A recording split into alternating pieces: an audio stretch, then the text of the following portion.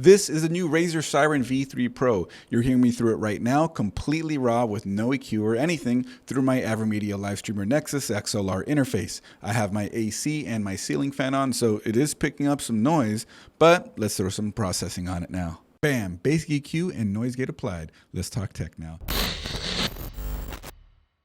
This new mic from Razer is a dynamic cardioid with a shock-mounted 30mm capsule. It comes with a stand, or you can remove the stand and use your own arm, much like I did here. The styling of the microphone gives you an idea of who they're trying to compete against, so yeah, like the Shures and the Rhodes of the world.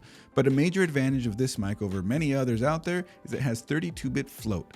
This gives the mic a lot more dynamic range, which means it will practically never clip if you suddenly get insanely loud. And for more professional level post-production, it means that you have a lot more flexibility with vocal processing. Let's try to make this clip. Loud noises! Loud noises over USB! Now my other mic at the same exact distance. Here we go. Loud noises! This is also an XLR and USB-C combo mic. So if you didn't want to bother with an XLR interface, you can go that route. Let's switch now.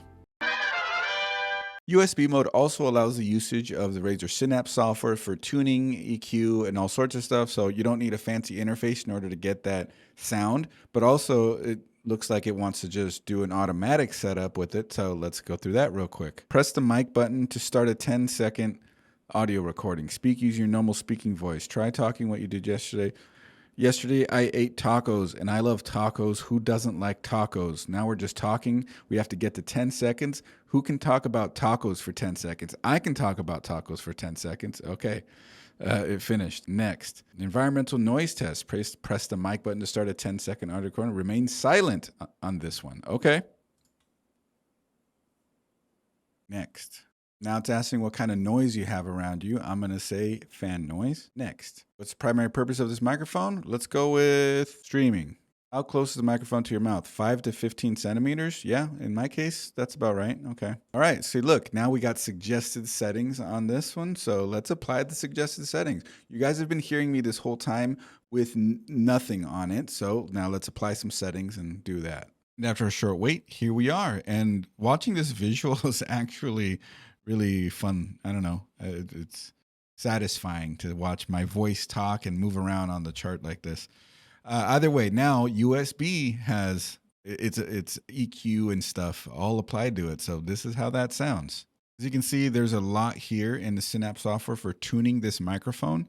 And you have all sorts of adjustments, like even a de-esser, vocal exciter, obviously a turn bass on, high pass filter. You got everything in here. You can visually see what's going on with it. You can add effects. It turned a noise gate on it, so that's good. Turn the AI noise suppression on, so you know that's. Let's see. Can it hear me clap? Can you hear me clap? AI noise suppression working good. It can hear it when I'm talking and then I clap.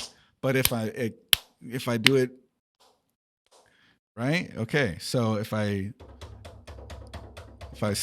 well, looks like it works okay. I was tapping on the desk. You could hear it does pick that up,